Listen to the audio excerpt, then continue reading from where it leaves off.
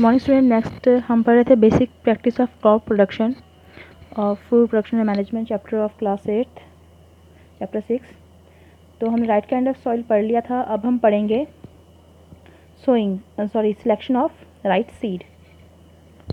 जब हमने पता चल गया कि ज़मीन जो है किस तरीके से हमें रखनी है, क्या क्या कंडीशन होनी चाहिए, तो अब हम पढ़ेंगे कैसे हम सीड को सिलेक्ट करेंगे। जैसे लैंड प्रिपेयर होती है तो सीड सिलेक्ट किया जाएगा किसके, सोइंग के लिए। सीड जो होना चाहिए वो फ्री होना चाहिए डिजीज़ से, रेजिस्टेंस होना चाहिए डिजीज़ से, और ऐसा होना चाहिए जो जर्मिनेट हो सके। सीड जो ऐसा होना चाहिए जो हेल्थी प्लांट से लिया गया हो। सीड गुड क्वालिटी का होना चाहिए, या फिर आप ले सकते हो नेशनल सीड कॉर्पोरेशन से भी सीड ले सकते हो। नेक्स्ट है सोइंग।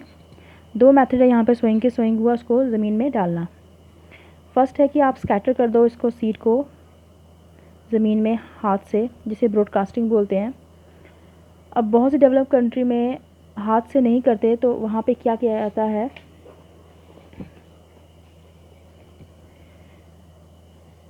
ये मशीन से ब्रॉडकास्ट किया जाता है। मतलब सीड को डाला जाता है किससे, मशीन से, जो लंबी सी होती है, हॉपर की तरह होती है, और उसमें डिस्क होती हैं जो उसकी सीड को स्कैटर करती हैं हर जगह। सेकेंड मेथड यहाँ उन्होंने बोला हुआ है सीड ड्रिल्स, जिसमें बोल्स होते हैं, ये बनाया हुआ है यहाँ पे, बोल्स होते हैं, उसमें सीड डाले जाते हैं और उसमें उसको पीछे हल लगाई जाती है, और जैसे ही उसमें हल को हिलाया जाएगा, ज़ोर डाला जाएगा उसमें, तो ज़मीन में वो बिल्कुल जो उसके नीचे होंगे ड्रिल्स, वो सारे ज़मीन में बीज को पहुंचा देंगे। नेक्स्ट है रेजिंग सीडलिंग इन नर्सरी। अच्छा, कुछ प्लांट्स में जैसे आपको पता है इसमें राइस में किया जाता है कि कल्टीवेशन करने से पहले ही प्लांट पैडी को, जैसे पैडी तो राइस को बोलते हैं, उनको क्या किया जाता है, कुछ सी प्लांट वेजिटेबल को भी किया जाता है, उनको पहले कहीं और एक साथ लगाया जाता है और वहाँ से निकाल के फिर उनको जहाँ पे आप लगाना चाहते हो वहाँ पे लगाया जाता है। उससे हम बोलते हैं कि नर्सरी में पहले उसको क्या करो, रेस करो। उनको पहले सबसे पहले क्या करेंगे, एक नर्सरी बेड होगा जहाँ पे उसको लगाया जाएगा, वहाँ पे उसकी टेक केयर की जाएगी, और जहाँ पे वो डैमेज नहीं होंगे, और जब वो एक टाइम के बाद थोड़े ग्रो कर जाएंगे तो वहाँ पे उसको फिर मेन फील्ड में ट्रांसफ़र किया जाएगा। ये जैसे पैडी में किया जाता है, राइस में, चावल में, जिसे ट्रांसप्लांटिंग बोलेंगे। तो इन्होंने बोला नर्सरी से लेके उसको मेन फील्ड में लगाने को बोलते हैं ट्रांसप्लांटिंग।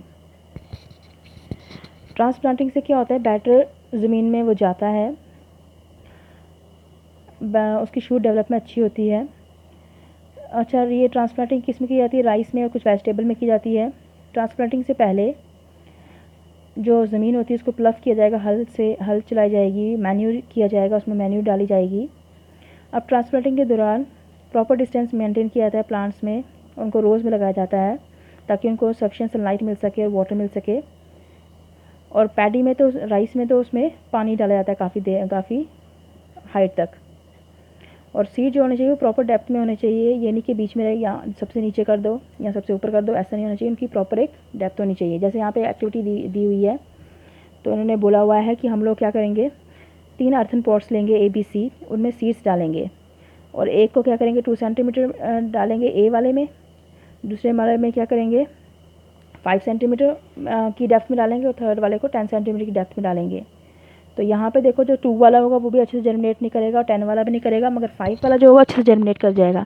इसका मतलब डेप्थ भी बहुत ज़रूरी होती है प्लांट को ग्रो करने के लिए, ताकि उसको अच्छे से न्यूट्रिएंट्स मिल सकें, हवा मिल सके। अब है मैन्यूरिंग। मैन्यूरिंग हुआ कि उसको खाद दी जाए प्लांट को, ताकि वो अच्छे से ग्रो कर सके। प्लांट की ग्रोथ जो डिपेंड करती है उसके न्यूट्रिएंट्स पे।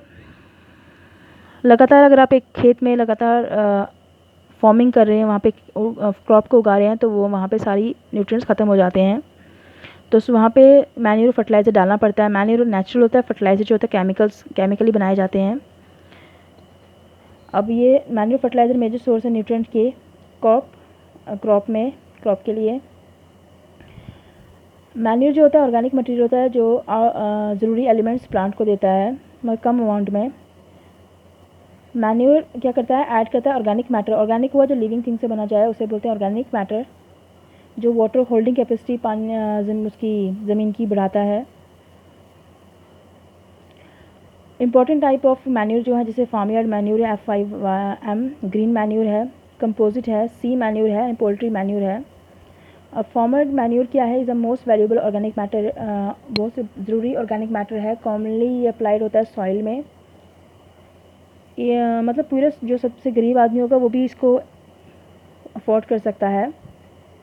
इसमें मोस्टली क्या होगा, जो पत्ते बचे हुए होंगे वो होंगे, या कैटल का क्या होगा, डग होगा।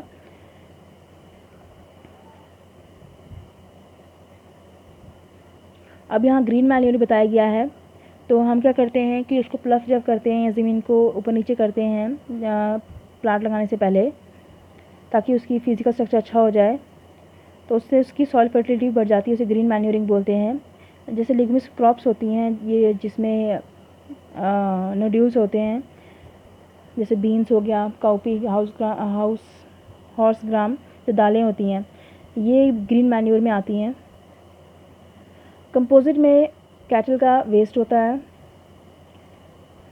और आपस में मिक्स करके क्या किया जाता है, जो भी चीज़ें ऑर्गेनिक होंगी उनको मिक्स किया करके बनाया जाता है, जो सड़ गल जाती हैं। फर्टिलाइज़र जो होता है इनऑर्गेनिक मटेरियल होता है, जो हम केमिकल से बनाते हैं, जिससे कुछ एसेंशियल एलिमेंट्स प्लांट सॉइल को मिलते हैं। फॉर एग्जांपल जैसे nitrogen, phosphate and potash fertiliser है।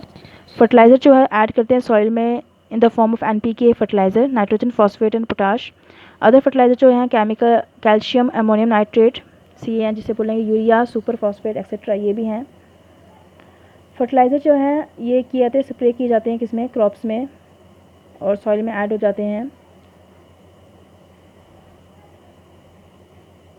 हमें सॉइल की pH भी पता होनी चाहिए फर्टिलाइज़र ऐड करने से पहले। अगर हम फर्टिलाइज़र ज़्यादा एक्सेस में डाल देंगे तो उससे हमारी प्लांट को काफ़ी नुकसान हो सकता है।